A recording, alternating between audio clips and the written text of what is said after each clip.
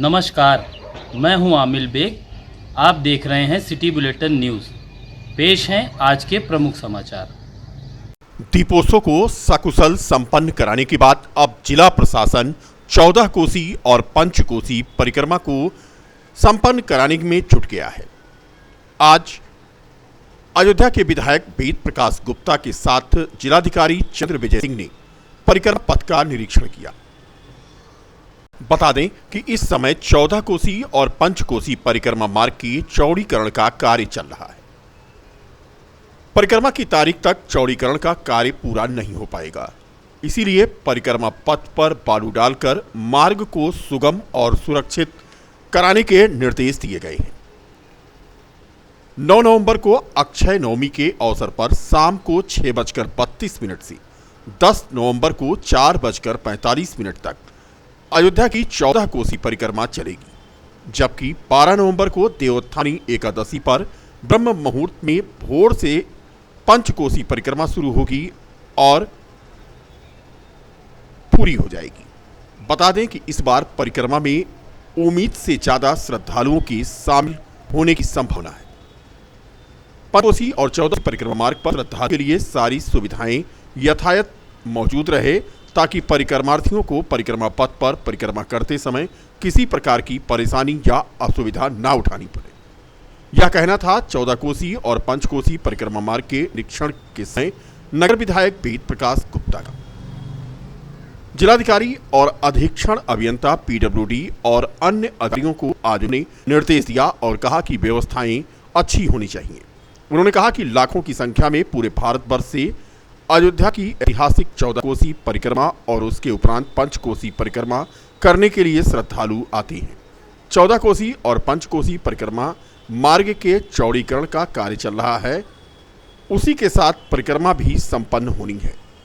बता दें कि परिक्रमा पथ की हालत इस समय काफी खराब है, जगह जगह पर निर्माण कार्य चल रहा है। ऐसे में 14 कोसी परिक्रमा को संपन्न कराना चुनौती भरा कार्य है। श्रद्धालुओं के लिए यहां पर प्राथमिक चिकित्सा तथा भोजन, जलपान, स्नान, पूजा पाठ आदि की जहां व्यवस्था करनी होगी, वहीं आज नगर विधायक ने नाका हनुमानगढ़ी से 14 कोसी परिक्रमा मार्ग होते हुए 5 कोसी परिक्रमा मार्ग का भी भ्रमण करके उसका निरीक्षण किया।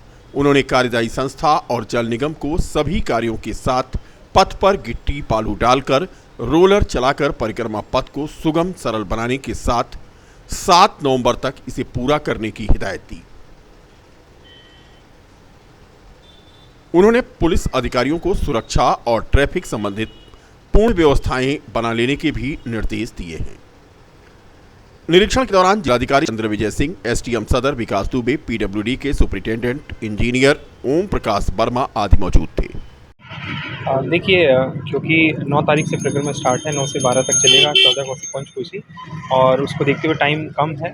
इससे पहले भी हम लोग लगातार जो है क्षेत्र का भ्रमण करके, इस रूट का भ्रमण करके इंश्योर कर रहे हैं कि जो परिक्रमा रूट है वो बहुत अच्छे से तैयार हो जाए। उसमें कहीं भी अगर गड्ढे हैं या किसी भी जो श्रद्धालु उनको चलने में कहीं भी दिक्कत वाला पॉइंट है तो उसको सही कर लिया जाए समय रहते। और पीडब्ल्यूडी CD3 की टीम, चीफ इंजीनियर साहब वगैरह सब लोग हमारे साथ में हैं। पहले भी ये लोग भ्रमण कर रहे हैं, आज विधायक जी के साथ में जो हम लोग निरीक्षण कर रहे हैं किन किन पॉइंट्स पे क्या क्या व्यवस्थाएं जो है उनको अभी सही करने की ज़रूरत है, कहाँ पे नगर निगम को काम करना है और कहाँ पे हेल्थ कैंप से लेके नगर निगम और बिजली विभाग को काम करना है। तो ये सारे पॉइंट्स हम लोग देख रहे हैं, और क्योंकि भीड़ की संभावना ज़्यादा है इस बार, तो निश्चित रूप से इस परिक्रमा ये जो है वो चैलेंज है कि इसको बहुत अच्छे तरीके से श्रद्धालुओं को कोई दिक्कत ना हो, उसको हम और अच्छे से करा लें। तो इसी चीज़ को लेके जो है वो लगातार अधिकारी जो है वो भ्रमणशील हैं, और कार्यदायी संस्था जो है उनको भी बोला गया है कि इसको समय रहते सारी चीज़ें कर लें। 5 कोसी में भी कुछ पार्ट ऐसा था जिसमें अभी जल निगम ने अपना काम किया था, जिसकी वजह से कुछ डिले हुआ। हालांकि अब उनका काम रोक दिया गया है या पूरा हो गया है, तो उसको भी जो स्तर पर लगते हुए जो हमारा पीडब्ल्यूडी CD4 है, प्रांतीय खंड और सब लोग मिलके जो है वो उस रूट को और बेहतर करने के लिए काम कर रहे हैं। आज आपने तैयारियों का निरीक्षण किया, क्या पाया और क्या दिशा निर्देश आपके? मैंने सभी 2 या 3 बार तैयारियां देखी थी, और आज फिर एक बार पुनः, क्योंकि दीपावली खत्म हुई, दीपावली और दीपोत्सव के इस ऐतिहासिक कार्यक्रम के बाद अब परिक्रमा हम लोगों के लिए एक चैलेंज है। तो ये परिक्रमा इस बार 22 जनवरी के कार्यक्रम के बाद अभूतपूर्व होने वाली है। इसमें हम लोग समझ रहे हैं कि इतना श्रद्धालु और तीर्थयात्री आने वाले हैं, उनकी व्यवस्थाएं कैसे व्यवस्थित होंगी, क्योंकि परिक्रमा मार्ग पर काम चल रहा है 14 कोसी में भी 5 कोसी भी, तो दोनों को व्यवस्थित करने के लिए और क्या इस समय व्यवस्था बन सकती है, क्योंकि अब समय बिल्कुल नहीं है। तो निश्चित रूप से अधिकारीगण अभी दीपोत्सव के कार्यक्रम में भी लगे हुए थे और अब इसके बाद इसमें लगना है, तो हम लोग व्यवस्था उस देखने का और बेहतर करने के लिए निकले हुए हैं, हम और जिलाधिकारी अयोध्या। प्रेस क्लब में निषाद समुदाय की एक बैठक आज संपन्न हुई, जिसमें 5 अप्रैल को हुई निषाद जयंती समारोह की समीक्षा की गई। कार्यक्रम के दौरान निषाद जयंती के अध्यक्ष, कार्यवाहक अध्यक्ष, उपाध्यक्ष, मंत्री का यहां पर स्वागत किया गया। बैठक के बाद निषाद राज जयंती के अध्यक्ष श्यामलाल निषाद ने अपना इस्तीफा दिया और चुनाव कराया गया, जिसमें सभी की सहमति से राम दुलार निषाद को नया अध्यक्ष और हेमंत निषाद को महामंत्री पर कार्यभार सौंपा गया। वहीं प्रयागराज के पूर्व सीएमओ रहे निषाद राज जयंती के संरक्षक डॉक्टर नानक सरन और पूर्व अध्यक्ष श्यामलाल निषाद ने बताया कि जब भी निषाद राज जयंती मनाई जाती है तो उसके बाद समीक्षा बैठक होती है। समीक्षा बैठक के दौरान जो कार्य किया गया है उसमें अच्छाइयां, कमियां क्या रहीं, इस पर विचार विमर्श होता है और पर चर्चा होती है। आगामी 2025 में निषाद जयंती मनाई जाएगी। उन्होंने कहा कि एमी आलापुर के रहने वाले राम दुलार निषाद को नया अध्यक्ष बनाया गया है और हेमंत निषाद को महामंत्री चुना गया है। इस मौके पर जितेंद्र निषाद, विजय निषाद, मनीराम निषाद आदि मौजूद थे। परंपरा था कि 1 साल महाराज निषाद जयंती का अध्यक्ष 1 साल रखा जाएगा, तो उसमें 6 जो पूर्व अध्यक्ष हैं उनको 1 साल का मौका मिला। हमारे संतोष निषाद पूर्व अध्यक्ष जो थे उनको 4 साल का मौका दिया गया और हमारे सारे निषाद बिरादरी जो हमको सम्मान दिए। हम 1 साल अध्यक्ष थे। हमने समीक्षा बैठक जमथरा व्यायामशाला पे किया। हम इस्तीफा दे दिए कि भाई दूसरे को मौका मिलना चाहिए, मगर सारे हमारे बिरादरी फिर हमको सम्मान दिया कि आप 1 साल और अपना कारोबार करिए। कारोबार जो है अच्छा रहा। हम पहले साल 11 लड़कियों को शादी कहे थे, मगर 7 आई, मैं 7 किया। दूसरे साल 21 लड़कियों को शादी मैंने कहा तो 21 लड़कियों की शादी आ गया। हमने शादी किया और जितना हमसे हो सका हम अपने बिरादरी। शहर के साहबगंज से आज गाजे बाजे के साथ लक्ष्मी गणेश की शोभा यात्रा निकाली गई। डीजे की धुन पर नाचते घूमते भगवान भक्त शोभा यात्रा में शामिल हुए।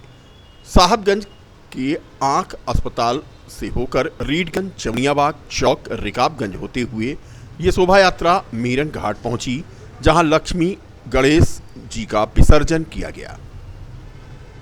विसर्जन कमेटी के अध्यक्ष अनिल कुमार ने बताया कि पिछले 15 वर्षों से दीपावली को मूर्ति की स्थापना की जाती है और 5 दिन पूजा के बाद मूर्ति का विसर्जन गाजे बाजे के साथ परंपरागत तरीके से करते चले आ रहे हैं। मोहल्ले वासियों का सहयोग रहता है। सुरक्षा के दौरान शोभा यात्रा के दौरान सुरक्षा के इंतजाम रहे। ठीक है, और ये लगभग 12 साल हो गया बैठे हुए। ठीक है, साहिबगंज से निकलेगा चौक, रीडगंज, रिकाबगंज से नियावा से कैंट, और ये हो गया लगभग 15 साल, 5 दिन जी। ये उतारघाट किले का परंपरा है बैठा है जी। बीकापुर तहसील क्षेत्र के तारडी गांव में सैकड़ों वर्षों से लगने वाले परंपरागत मेले एवं दंगल का आयोजन रविवार को हुआ। मेले का शुभारंभ क्षेत्रीय विधायक अभय सिंह ने फीता काट कर किया। मेले में दंगल में करीब 3 दर्जन पहलवानों ने शिरकत की और लोगों का मनोरंजन किया। दंगल के रेफरी हीरालाल यादव ने पहलवानों को सम्मानित किया। इस दौरान मुख्य रूप से जिला पंचायत सदस्य हरीश निषाद, बालकराम यादव, अनंत यादव आदि मौजूद थे।